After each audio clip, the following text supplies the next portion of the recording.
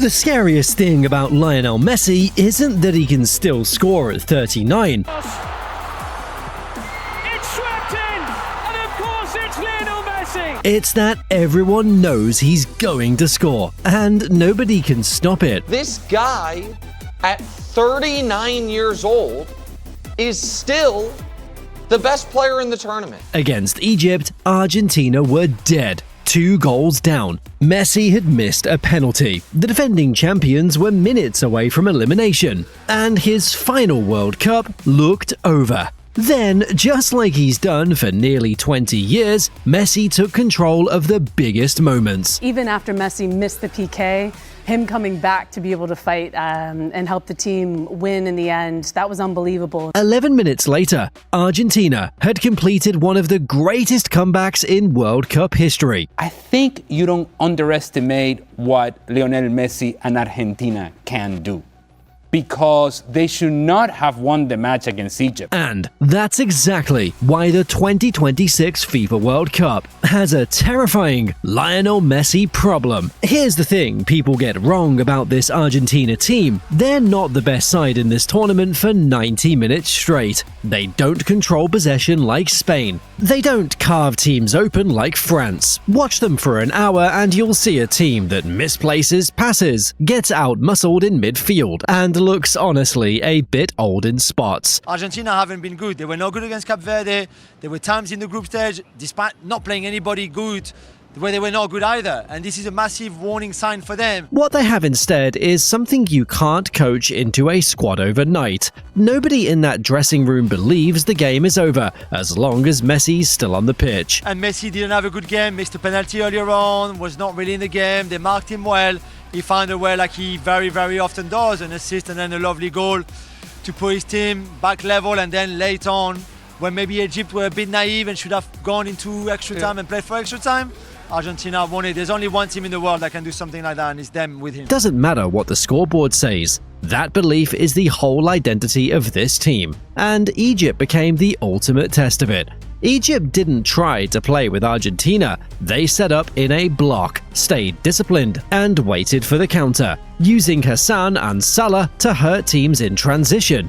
It worked. Ibrahim scored a header in the first half off a set piece. Argentina's first shot conceded on target all tournament. Messi stepped up for a penalty not long after and put it straight at the keeper, his second miss of the World Cup. Egypt's goalkeeper, Shobir, kept making saves like he'd studied Argentina's whole game plan in advance. We also saw, though, I thought one of the best saves that I've seen in the World Cup. Shobir off of Julian Alvarez. Yeah, great save. You could talk about it being a little central, but he gets down so quickly. Shobir, of course, so effective, of course, saving the penalty. Then, in the second half, Egypt scored what looked like a stunning second goal. A length of the pitch counter, finished by Zekiel.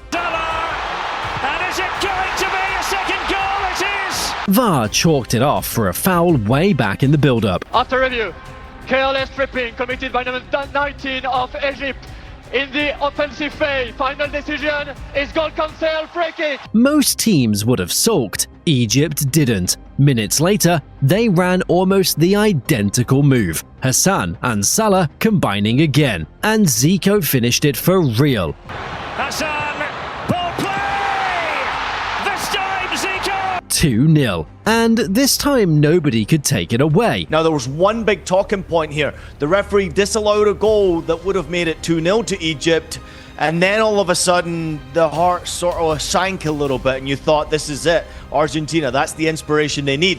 Then Argentina conceded another goal. Egypt went ahead by 2-0, only then to inspire themselves this incredible comeback. 80 minutes on the clock. Argentina look finished. This is as close as they've been to going out of this World Cup at any point in the tournament. Closer than the scare against Cabo Verde. Closer than anyone expected against the team playing in its first ever knockout match. Then came the hydration break, and something happened in those few minutes that nobody outside that huddle can fully explain. Whatever got said, Messi came out of that break a different player. Messi then just woke up. Messi just said in that moment, I'm not losing.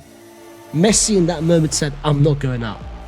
And then from that hydration break, Messi just turned into a complete different player. For most of the match, he'd been getting crowded out in central areas, losing the ball, running into bodies. I will say though, in the first probably 70 minutes of the game, I was just looking up some of his figures in the game. He was dispossessed 6 times in the game. He misplayed 9 passes. He wasn't flawless. Now he drifted out to the right channel, the exact zone he's used his entire career to go and take over games himself. The exact zone he used to terrify defenders way back at the start of his career. Messi, number 19. If you know, you know.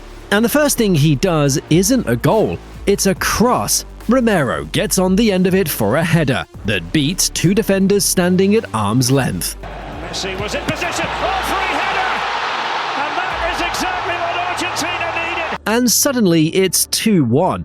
That goal matters more than the scoreline suggests. The jolt of adrenaline of Argentina when they got that first goal that allowed them to think the comeback was possible. And then you see live from Lionel Messi that you had not seen over the course of the match. In fact, I was concerned over the course of the match. There was a blank stare about Lionel Messi and about the rest of Argentina.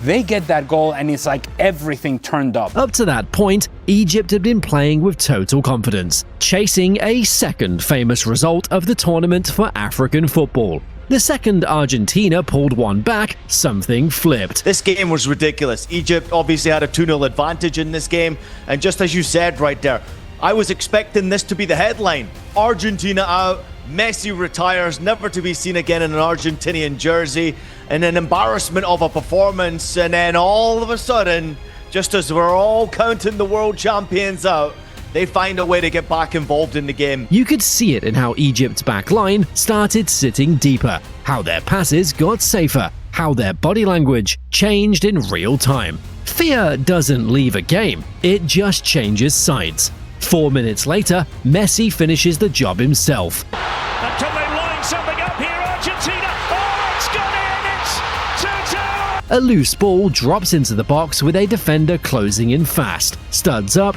no time to think. Messi doesn't panic and thrash at it. He keeps his knee over the ball, drives a half volley low and controlled, and it's in before the keeper can react. He comes up in the perfect moments. The goal taken out of the air, the amount of people that would sky that over the bar, and he just managed to get over it controlled in the moment when his team needs him the most. He does it every single time. Not a wild strike born out of desperation, a calculated finish. The kind you only get right when you've hit 100,000 of them in training. That's the real point here, and it's bigger than 2 goals. Messi's influence isn't only about moments of magic, it's about what happens to everyone else on the pitch the second he decides to take over. He was defended pretty well by Egypt. I think the game plan was very well, but the game plan can last so long, because when you have an alien, when you have a person who's not even a human do what he's doing, then it's possible. Teammates start finding an extra yard of confidence. Opponents start hesitating a fraction of a second longer than they should. And once a 2-goal lead turns into a 1-goal lead, something changes in the mind of the team in front. The mindset that got them there, attacking, aggressive, committed football, suddenly feels like a risk. So they switch to protecting what's left. Argentina exploit that shift almost every single time, because a team playing not to lose is already halfway to losing. They went to a different level entirely, and that also was combined and coincided with Egypt going, Mommy, I don't think we're gonna do this. I don't think we're gonna do this. We can't hold on to the ball. We cannot go on the counter. We don't know what we're doing anymore. They knew what they were doing for 80 minutes, and then for the last 10-15 minutes, they forgot everything that had made them successful in that match, and Argentina took full advantage. Egypt kept pushing anyway, and for a few minutes, it looked like end-to-end basketball, not football. But then, Lautaro Martinez won the ball back on the right, whipped in another cross, and Enzo Fernandez rose above his marker for a header that made it 3-2.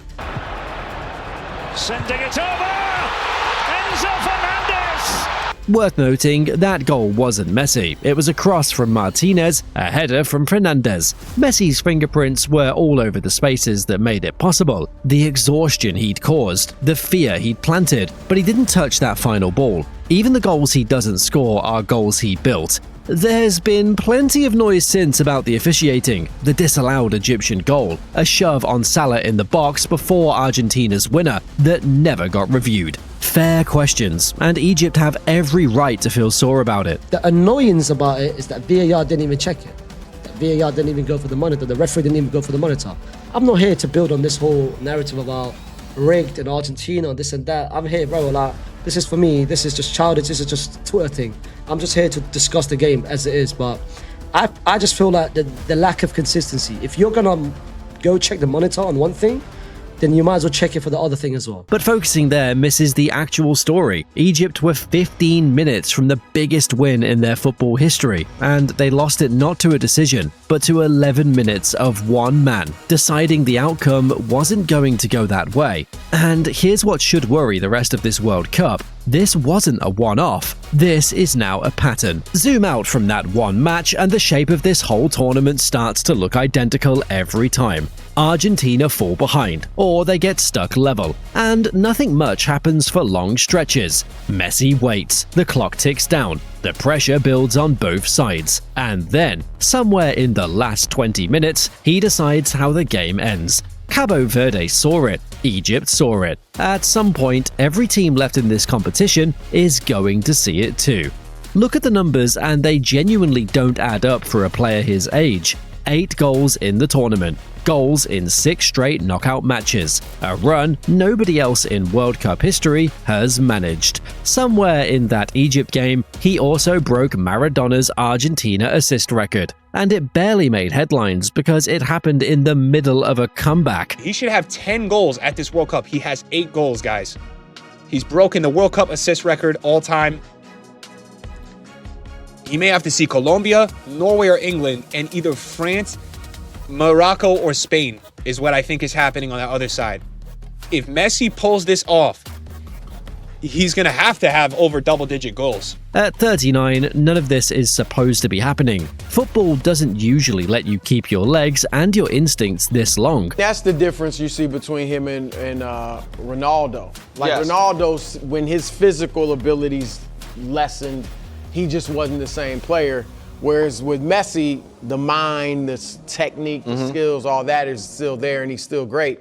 But this isn't the same Messi, who used to destroy fullbacks for Barcelona with 15-yard bursts. That version relied on explosion, on getting a yard and never giving it back. This version barely needs the yard. Every touch looks calculated instead of instinctive, like he's already worked out the next 3 moves before the ball arrives. He's not outrunning anyone anymore, he's outthinking them. And that's a harder problem for a defense to solve, because you can coach speed, but you can't coach patience against someone who has all the time in the world inside your penalty box. That's where the real damage happens, before he even touches the ball. Defenders start hesitating a half step early, worried about the run he hasn't made yet. Midfielders drop deeper than they want to, collapsing toward him instead of holding their shape. Fullbacks stop pushing forward because someone has to stay home in case he drifts wide. All that hesitation opens gaps everywhere else on the pitch, and that's exactly how Romero and Fernandes found the space to finish what he started.